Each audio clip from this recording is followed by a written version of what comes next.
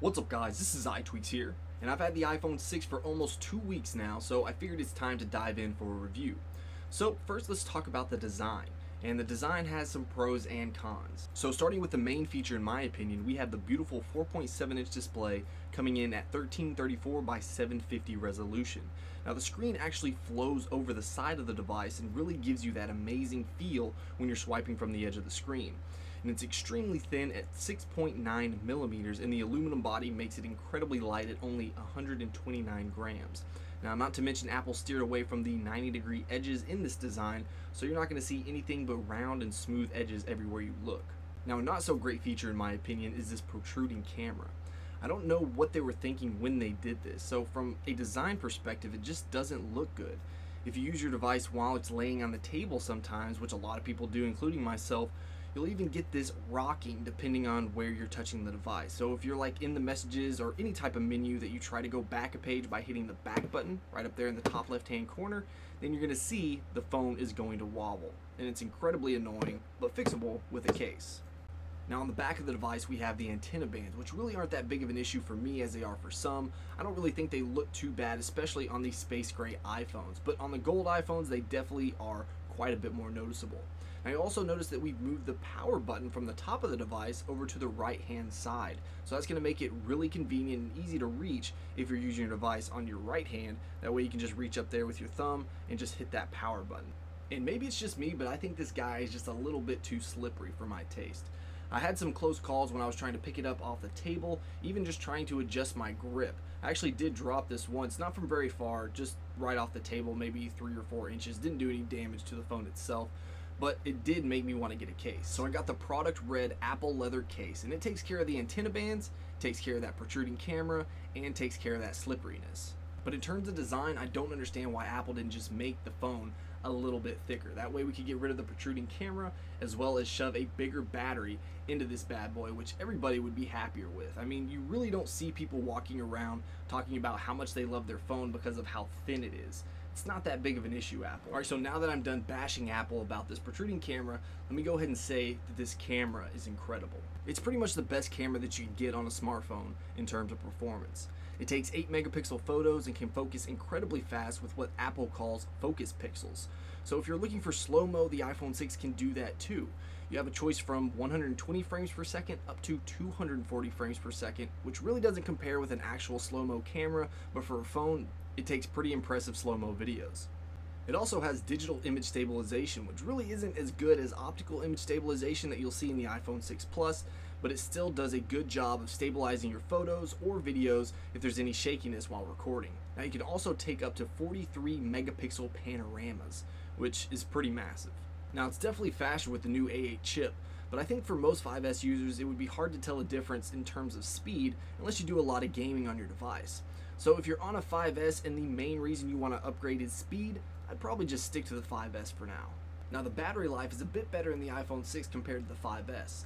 I would use this on a daily basis, pretty heavy use, and I wouldn't have to charge throughout the day. I could always make it through the entire day, and then by the time I got home I could go ahead and charge the device overnight. Now back to the larger display, this is a huge plus for me. The iPhone 5 and 5S both have a 4-inch display, which feels incredibly small after using the iPhone 6 and 6 Plus over the past week and a half. But I will say on the iPhone 5 and 5S, I'm able to reach every inch of the screen without any issue whatsoever one-handed, which is really nice when you're having to use your device one-handed a lot. Now to make the larger screens a bit more manageable, Apple has actually implemented reachability, which allows you to double tap on the home button to bring the entire screen down to allow you to access everything at the top. Reachability is okay. It doesn't bring down notifications when they're at the top of the screen, so you can't swipe down to quick reply, which is actually a new feature in iOS 8. So that's kind of annoying, but in reality it gets the job done, and I definitely welcome it rather than having no feature at all whatsoever. But with the iPhone 6 I can almost reach everywhere on the device without having to shift my grip. But there definitely are still some hard to reach places, like the top corner that's on the opposite side of my hand. My thumb just can't quite reach it without having to either adjust my grip or use reachability.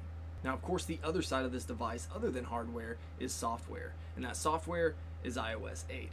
Now iOS 8 had a pretty rough start, and you could even argue that they're still having a rough start. We're now on iOS 8.0.2 and we're still seeing quite a few bugs, but really the amount of features that they implemented into iOS 8, I expected to see some hiccups even after the public release. But I'll go ahead and mention some of the bigger updates in iOS 8. Now in the new iOS 8, they've finally given you the ability to quick reply just by swiping down on the banner notification.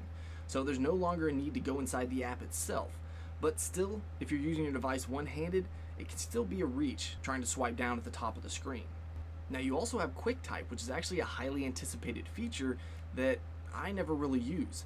I'd rather just type it out manually than looking for the word in the QuickType bar while I'm typing. But maybe it's just for people that type slow or can't spell very well. Now another cool feature in the Messages app is the ability to quickly add an audio message and send it off in one fell swoop. Now this is actually going to populate in the quick reply bar as well. Now I've actually used this several times just when I didn't really feel like typing out a long text, so it definitely comes in handy from time to time. You can also share your location right within the Messages app, as well as mute a conversation, which can be really helpful if you're in a large group text and you really don't want to get notifications from that particular conversation for a while. Siri also got a few upgrades, one in which you can actually ask her to recognize a song that's playing just by saying, "What is this song?" And then she'll start listening and then identify that song. Now another thing that iOS users have been wanting for a while is widgets. Well, iOS 8 brings that to your notification center. Just swipe down to open up the notification center, and if you have an app downloaded on your device that has a compatible widget, then you can add that widget directly from the notification center right down there at the bottom. Just tap on edit and then add it by toggling it on. It's not something that I've actually used very much since I've been on iOS 8, but I've never really been a huge user of the notification center in general. It's still a cool feature, but still a little buggy. I could see myself getting used to using it for a quick calculation or checking it for weather, if the weather widget would actually work. But overall, the iPhone 6 in my opinion is a big upgrade from the 5S if you're looking for a bigger screen. I've been wanting a larger screen for the iPhone since the iPhone 4, and I really wasn't satisfied with the iPhone 5 screen just because I wanted bigger, not just taller. And now I finally have it and I couldn't be happier. So if you guys were to ask me for my advice, should you upgrade from the iPhone 5S to the iPhone 6, I'd say absolutely, if you want a bigger screen. Otherwise, you're probably good with the iPhone 5S. The iPhone 6 is going to be thinner, it's going to be lighter, it's going to have a better camera, a little bit better battery life, but the iPhone 5S is an incredible phone in and of itself. It has a great camera, it has okay battery life, the screen is fine. I mean, you can reach everywhere on the device and you can use this one-handed, no problem. And up to this point, I haven't had any issues whatsoever in terms of performance with the iPhone 5S. So it's still a great phone. Now, I didn't talk too much about the iPhone 6 Plus in this video, and that's because I was actually thinking about doing a separate review for this as well. So if you guys wanted to see a full review of the iPhone 6 Plus, be sure to hit that like button on this video, as well as by leaving a comment in the comments below letting me know. Now, if you made it this far in the video, I want to ask you a question. First, if you didn't upgrade, why didn't you upgrade to the iPhone 6 or 6 Plus? Let me know. I'm actually pretty curious to hear what you guys have to say. Also, if you did upgrade, what phone did you upgrade from, and what phone did you upgrade to? So from the 4 to the 6 or the 4 to the 6 Plus, let me know in the comments below. I'm looking forward to see your responses. Alright guys, until next time, peace.